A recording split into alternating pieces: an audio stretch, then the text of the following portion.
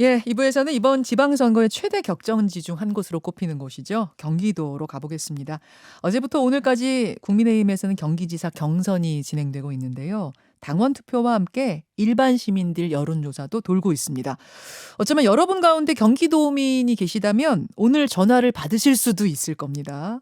유승민, 김은혜, 김은혜, 유승민 두 후보가 정말 뜨거운 각축을 벌이고 있는데 이게 어떻게 조사하느냐에 따라서 순위가 뭐 팍팍팍 바뀌고 그러더라고요. 예, 오차 범위 내에 지금 승부를 펼치고 있습니다. 한치 앞을 모르겠습니다. 자, 오늘 이 시간에 두 후보를 모두 만나보겠습니다. 일정상 한 분은 스튜디오에 출연하시고 한 분은 전화 출연이라는 점 미리 말씀드리죠. 그렇다면 스튜디오로 직접 나오신 유승민 후보부터 만나보겠습니다. 어서 오십시오. 경기도 히딩크. 안녕하세요. 유승민입니다. 아, 지난번에 나오셨을 때, 경기도에 연고가 없으신 거 아니냐는 비판이 있다. 예. 이랬더니, 예. 연고, 뭐, 인연, 예. 이런 거를 다 타파하고 나간 히딩크처럼 되겠다 하셨잖아요. 그랬죠. 예, 그러셨죠. 예. 꼭 그렇게 될 겁니다. 예. 지금 분위기는 어떻게 느끼십니까? 분위기 굉장히 빡빡하고요. 다만 이제 여러 가지 제가 현장에서 도민들 직접 만나보면 굉장히 뜨겁고요. 저는 역시 그 양쪽 진영에 치우치지 않은 중도층이나 또 20대, 30대, 40대 그런 분들이 굉장히 뜨겁게 지지를 해주시고 계신다는 걸 현장에서 느낍니다. 인생을 걸고 경기도를 위해서 정말 일하고 싶다 이런 포부를 지난번에 밝히셨는데 예. 그 비장함에 대해서 그러니까 도민들이 왜 유승민을 택해야 하는가에 대해서 다시 한번 질문드린다면 경기도는 유럽의 어지간한 나라들보다도 더 큰 사이즈입니다. 네. 제가 보기엔 경기도는 대한민국 그 뭐 자체라고 저는 생각을 하고 거기에 경제, 산업, 기업 또 육해공군, 해병대, 경제와 안보 이 나라의 두 축이 경기도에 다 몰려 있습니다. 그래서 경기도지사가 되려면 저는 일단 이재명 지사 시절보다 훨씬 깨끗하고 바르게 해야 될 거고 그건 예. 기본이고 경기도민들께서 가장 고통을 받고 계시는 문제가 예컨대 교통이나 이 주택 문제 거기다가 일자리는 너무나 당연한 거고 젊은 엄마 아빠들이 아이 키우는 문제 이런 여러 가지 문제들이 있고 예컨대 뭐 수원 같은 데는 그 전투기 비행장 옮기는 문제 이런 것까지 다 도지사가 할 일입니다. 네. 정말 깨끗할 뿐만 아니라 문제 해결 능력이 있는 실력 있는 그런 도지사를 경기도민들께서 지금 원하신다. 제가 그래서 감히 도전하고 싶다 그러는 거죠. 이렇게 한번 질문드릴게요. 유승민의 경기도는 김은혜의 경기도와 어떤 점이 다를 것인가라고 묻는다면? 저는 23년째 정치를 해서 정말 늘 어느 여야 어느 정치인보다도 문제 해결을 위한 정책 대안 이거를 찾는데 정말 최선을 다해온 사람입니다. 제가 경기도지사가 되면 그동안 경기도에서 그냥 뭐 선거 때문에 여야 간 갈등 때문에 지역 간 갈등 때문에 선거 때 말만 하고 해결 못했던 문제들 제가 4년 내내 그 문제 해결하는 거 제가 정말 앞장서겠고 최선 다하겠다는 말씀드립니다. 어떤 갈등을 조정하고 예. 정책적 대안을 내는 것에 탁월하다. 예를 들면 수원 비행장 하나만 하더라도 수원시하고 화성시가 수원시는 찬성, 화성시는 반대거든요. 네. 그러니까 그냥 선거 때 나와서 국회의원이고 시장 군수고 하겠다 그래놓고 이제까지 오랜 세월 동안 안 된 겁니다. 대구의 전투기 비행장을 제가 법을 만들어 가지고 제가 직접 옮겨본 사람입니다. 지금 진행되고 있습니다. 확정이 돼서 수원 비행장은 지금 딱 화성시 반대 걸려 있습니다. 제가 그런 문제는 이건 도지사가 나서지 않으면 해결이 안 됩니다. 아하. 그거 반드시 해결할 문제 해결 차원에서 좀 다르지 않겠느냐. 문제 해결력, 예. 거기에 있어서의 수많은 경험들 예. 이런 게 강점이다라는 말씀. 그런데 도민들의 민심이 절반 반영되고 당원들 당심이 또 절반 반영되는 형태인데 지금 김은혜 후보는 원팀을 강조하고 있습니다. 대통령 윤석열, 서울시장 오세훈, 또 국토부 장관 원희룡, 경기도 김은혜 이렇게 호흡이 잘 맞는 원팀이 돼서 발맞춰 일하겠다. 이걸 이제 강점으로 내세우시는데. 그 세 분 우리 당선인 또 오세훈 시장, 원희룡 국토부 장관 내정자 세 분 다 김은혜 의원님보다는 제가 훨씬 더 10배 이상 오래 안 사람들이고요. 근데 경기도지사는 자기 실력 중심을 잡고 자기 비전과 정책으로 승부를 일단 해야 되고 그런 분들이 도움도 협조도 상당히 필요하겠죠. 그래서 뭐 그 부분은 제가 뭐 더 이상 드릴 말씀 없습니다. 자기 비전과 정책으로 승부. 예. 원희룡, 오세훈 다 친하시. 2000년부터 정치를 같이 해왔으니까요. 예. 23년째. 예. 당선인 대구 고검인가요? 대구 검찰에 계실 때부터 가끔 만나서 예, 뭐 술도 예. 한잔 하던 사이니까. 근데 또 대선 때는 경쟁하셨죠. 아니 그때야 경선하는데 공사는 구분해서 치열하게 경쟁할 때는 해야죠. 알겠습니다.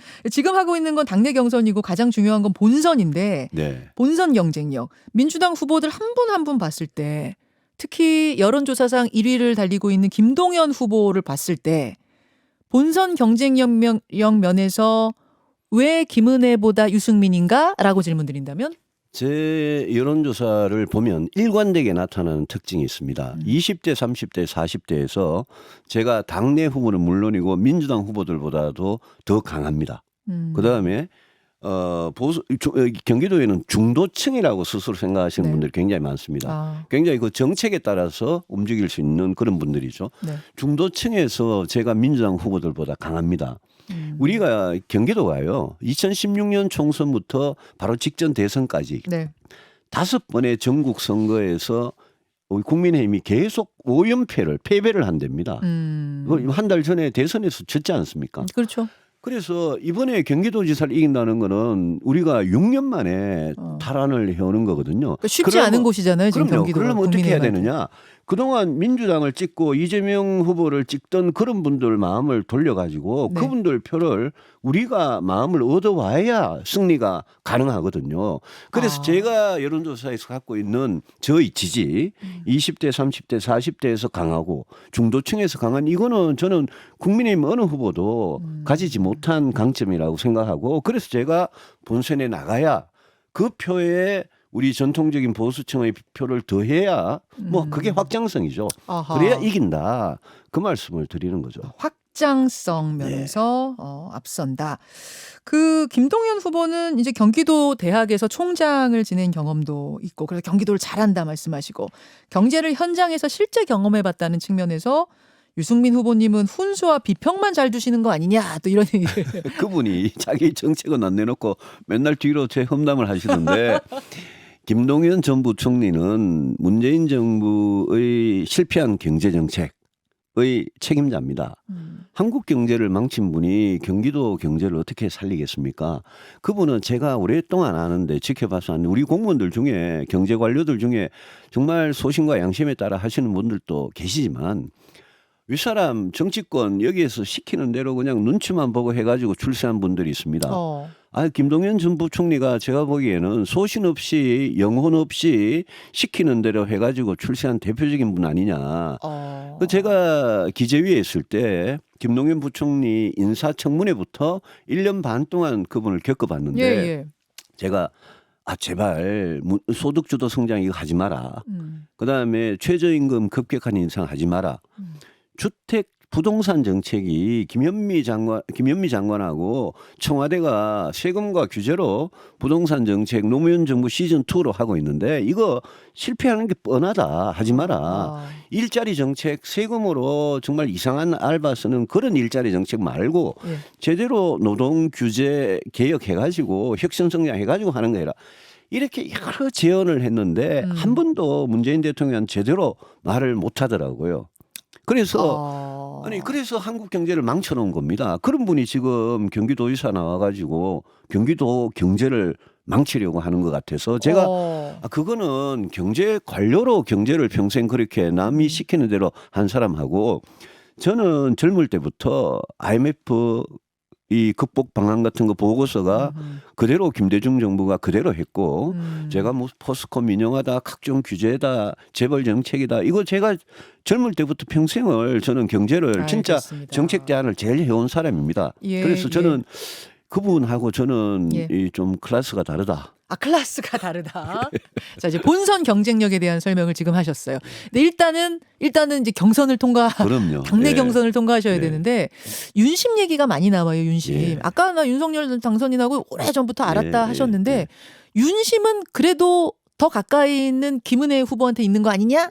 뭐 이런 그런 이야기 때문에 지금 많은 당협위원장님들께서 헷갈려가지고 지금 잘못 줄을 서서 계시는데 어. 그게요. 이렇습니다. 윤심이 만약 그렇다면 예? 그러면 윤심이 그런 민심이 아닌 거냐. 왜냐하면 제가 당선인 입장이라면 경기도지사 후보로 누가 좋을 거냐. 본선에서 이기는 후보가 제 편 아니겠습니까? 자기 편 아니겠습니까?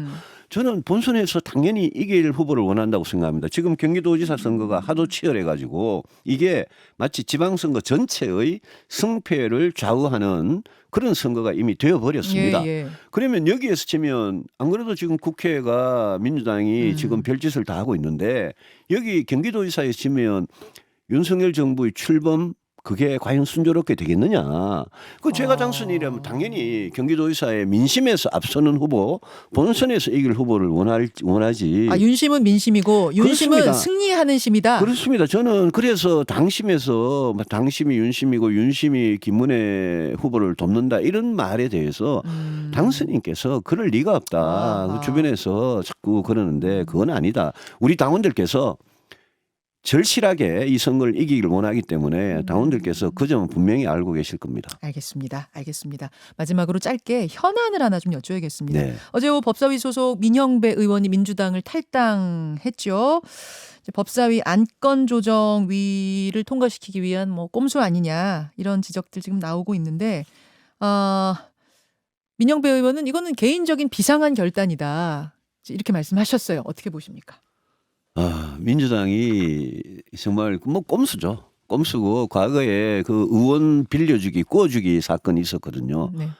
김대중 정부 초반에. 저는 이게 국회의원이 어느 정당에 소속돼 있다는 게 어떤 당의 정체성하고 같이 가는 건데 탈당을 해가지고 안건조정 소위의 그 머리수를 채우기 위해서 또 양향자 의원님이 반대를 하고 계시니까 이건 너무 무리하게 하는데 저는 민주당이 뭐 국민의 입장에서야 민주당이 저렇게 악수를 거듭하는 게 뭐 나쁠 게 없겠죠. 선거 앞두고. 근데 민주당이 저렇게 검수완박에다가 저런 의원 탈당에다가 꼼수를 부리는 거는 민주당이 왜 저러는지 제가 솔직히 이해가 되지 않습니다. 저게 대선 패배의 충격에서 아직 벗어나지 못해가지고 내부가 굉장히 지리멸렬한 상태 아니냐 그렇게 보이는 거죠.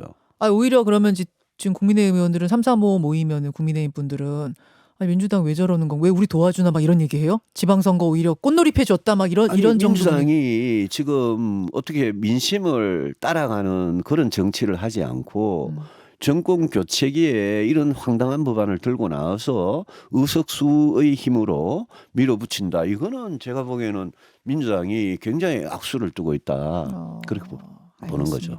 알겠습니다.